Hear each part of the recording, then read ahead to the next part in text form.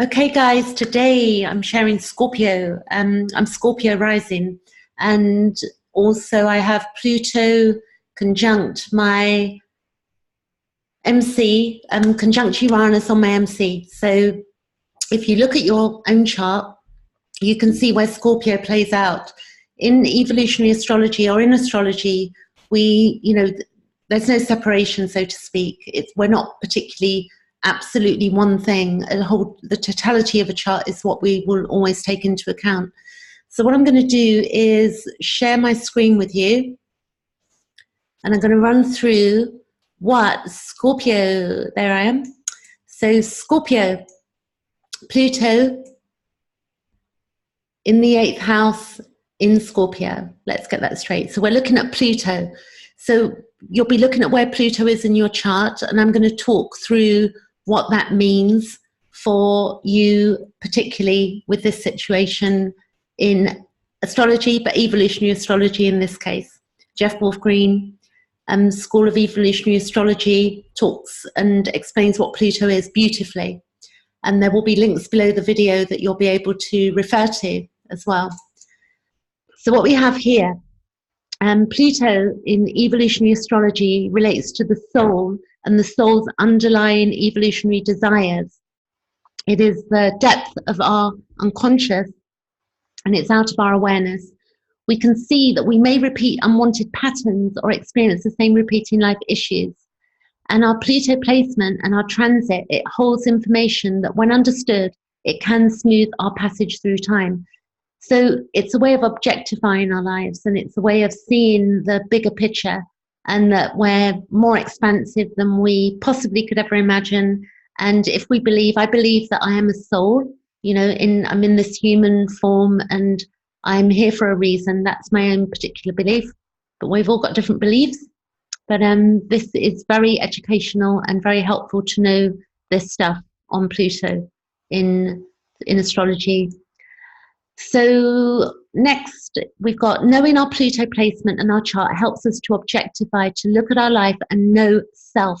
And the self there I put with a capital S for sugar, because the self is the soul. It's expansive.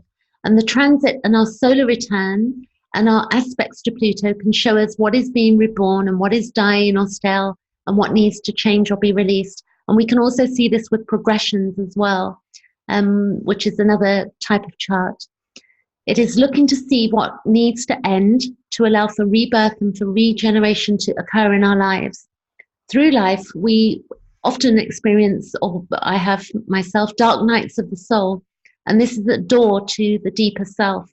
Our life experiences need to be examined, so any wounding or painful events can be thawed out, which allows for rebirth to take place. But clearly, we need to objectify, and crisis often gets us to objectify. So if you know what I mean by that, it's like something not so good happens in our mind or in our lives, and we then get this opportunity to observe and look at what's going on and think about what we want to let go of and where we want to go. We are here to live fully with an open heart and explore the world, and to transform and transmute that which holds us back. And I'm sure there are many people that would agree with that. I would say so. So the big question, why am I here? I found for myself, that came to me later in life. I think we toy with it when we're younger, but as we develop and we evolve and we grow, life can become frustrating. It can be bodily issues, relationship issues, and, the work that we do, sometimes life can seem pointless, or something that can happen that can, take us off our track, and it can feel very uncomfortable. So the big question, why am I here? And then in asking that question, we get to look at the bigger picture, and we get to make different choices. And that's part of Pluto in our chart. So I've got two charts here. I'm going to find my spotlight, which is here. So this chart was it's called a solar return, and it's actually on my birthday. My birthday was the 21st of May, and 2019, and there's my birth date. I was born in 1966, and what you can see here is a solar return. And this chart here, over here, this is a natal chart. So a natal chart is based on place, time, and date of birth. So you've got my date, my time of birth, my place. And here you've got the planets. You've got the inner planets and the outer planets. So the inner planets are the Sun, the Moon, Mercury, Venus, and Mars. And then the outer planets, Jupiter, Saturn, Uranus, Neptune, and Pluto, and the node. And what we tend to do in evolutionary astrology, we look at the nodes, which are the south node, past life, the north node, this life, which gives us an idea where we're heading, where we've been. And then Pluto is to do with our soul journey. And mine is on my MC conjunct my Uranus there. And the little green symbols on the outside of the chart, if you don't know astrology, they are where the planets are today. So I was born with the ninth house Pluto, and Pluto takes, I'll just give it 250 years, but it's a bit less around the chart. And Pluto is now in my second house, just down here, you can see. And a solar return will give us the flavor of the year of what is ahead for us and what we're up to. And that's what the difference is. And I'm going to go to the next slide. I'm going to take away the spotlight. If I can. Nope. Okay. Next slide. Okay. So next slide. I like this picture of all the planets there. Earth, we can see, and I would believe that would be Saturn, but anyway, I'll read on. So a natal chart represents our potential, and it also represents what we have been and where we are at and what we can become. So again, it's about objectifying. And Pluto works in 3 ways in our charts, which very worth hearing and taking into account. Number 1, cataclysmic due to resistance. So resistance is when we know, let's say, simple example, our bones are all achy, we feel achy all over, and we know that we need to stretch out every day and do something, or take some supplements, maybe some oils, or do something to stop this aching in our body, but we resist it. We resist it. We still ache, but we don't make the changes. So resistance is, we know something's going on, we can see it's going on, but we resist the changes that we need to make. So then we basically end up having problems, and it can be cataclysmic, So number 2, willing to change in some ways and resisting in other ways out of fear of uncertainty. So willing to change in some ways could be that we do some things towards the change, but then there are other things we don't do that we know possibly we should do, but because, or I don't particularly like the word should, but that we could do. But out of fear of uncertainty, we sort of get stuck. And there are many reasons for that. It's not that we're bad people. It's just that it's not easy being human sometimes. Let's face it. Number 3, to jump in with one's heart and soul with the desire to understand, learn, and eliminating resistance. So I found studying astrology has enabled me to jump more into my life with my heart and soul, and the desire to understand and eliminate the resistance. And we have free will, and knowing this means we get to make choices. It is important we look at the totality of a chart. In evolutionary astrology, the baseline used will be Pluto and the North Node and the South Node, as I just said. Next slide. Okay, the exciting bit, if you're Pluto in Scorpio, or if you've got Pluto in the 8th house. So your Pluto may be in the 8th house, but not in Scorpio, but it could be in Scorpio, in another house. So whatever way there, if that makes sense, that's what we're taking on. So Pluto is about confrontation. So I put a picture of the couple getting married there. So it's about how we, we're involved with other people. Like, that is life. Our whole life is to do with others. And here, Pluto here is where we face all in us that is stagnated and stuck, where we are not growing. This can apply to the following areas, being our emotional, physical, and spiritual and intellectual life. This area also covers our work, family, money, relationships, and the things we own. Where we are stuck, we are looking at redeveloping our lives in certain areas.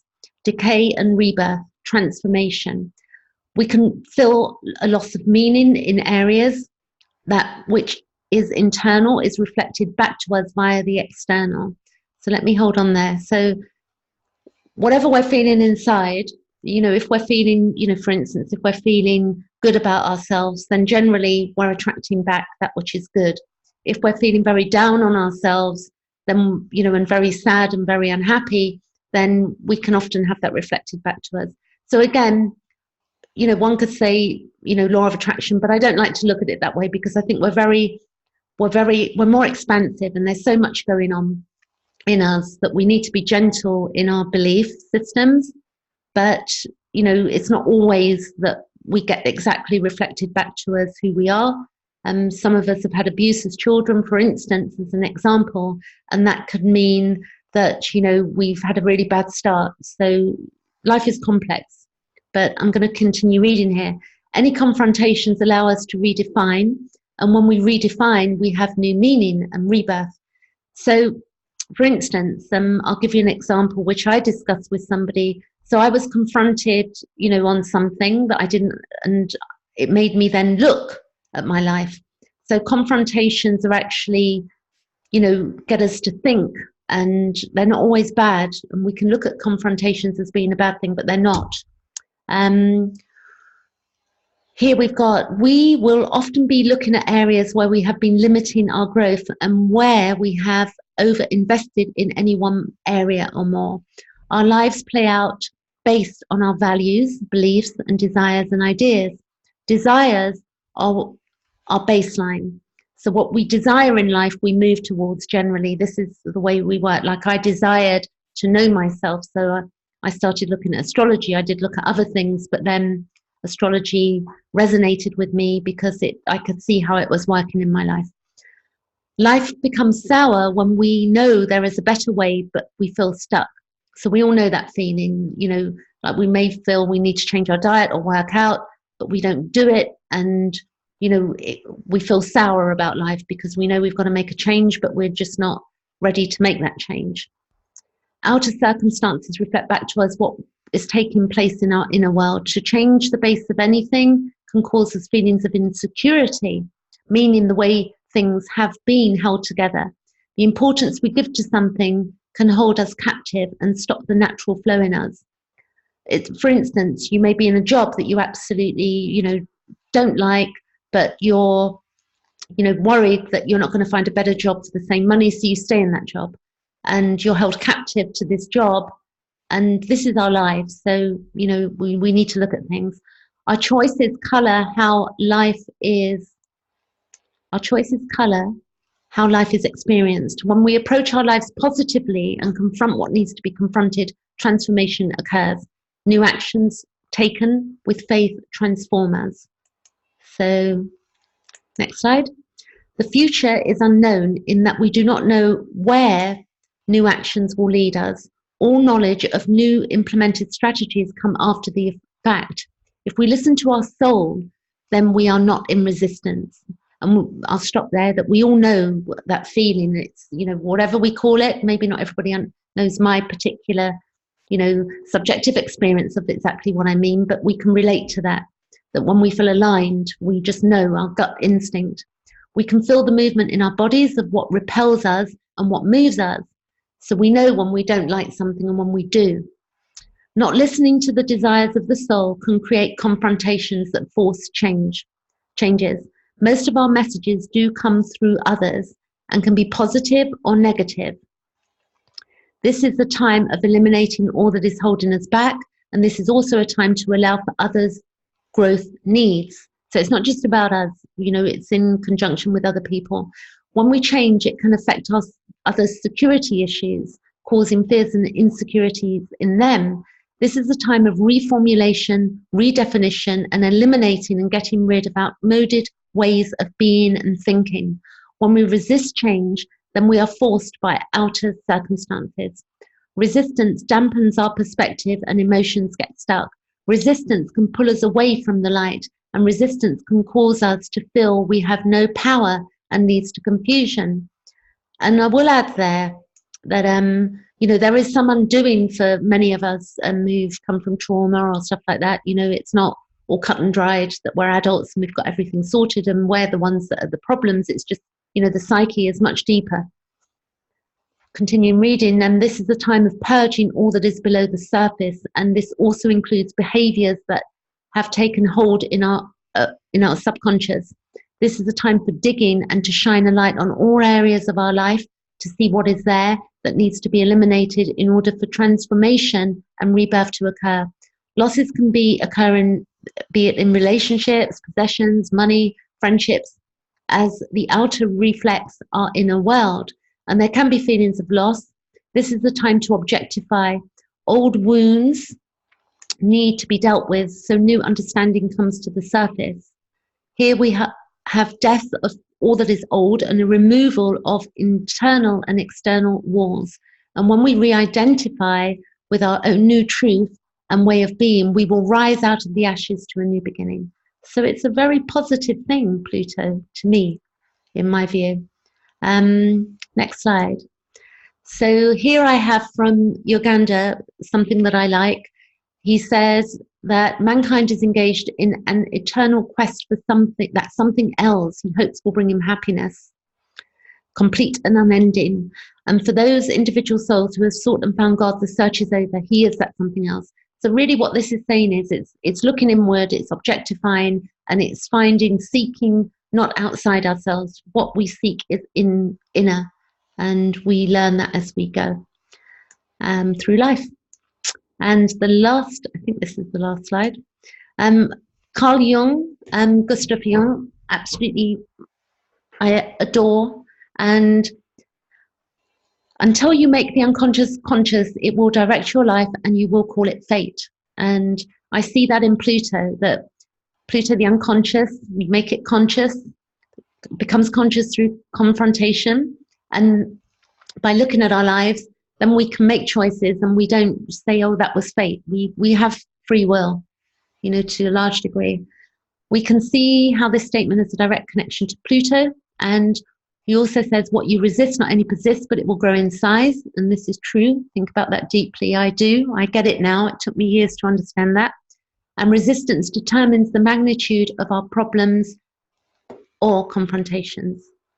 And I think we have one more slide. And the source material here is Jeff Wolf Green, Pluto 1, Evolutionary Journey of the Soul. And Carl Jung, a few of his quotes there, and Uganda, and pictures are from Google. And if you want a reading with me, you want to look at your chart, or you want to look at any early trauma from my wisdom and understanding, and I also can help with tapping, faster EFT, which is becoming new tactics, I believe. And there's so many tools in the world to bring us to healing. I hope this is really helpful to you. I'm going to stop share. That's it. I'm back, and I'll be back next week with Scorpio. No, it goes to, I should know this off by heart. You'll have to forgive me. I've had some antibiotics. I had a UTI and I've been dealing with that. But next week I'm going to be back. And hopefully you've got any questions. Also, because I'm doing other videos, do hit the notification button and do subscribe if it's your first time here watching me. And you can follow me on Facebook, and links will be below this video. Thank you.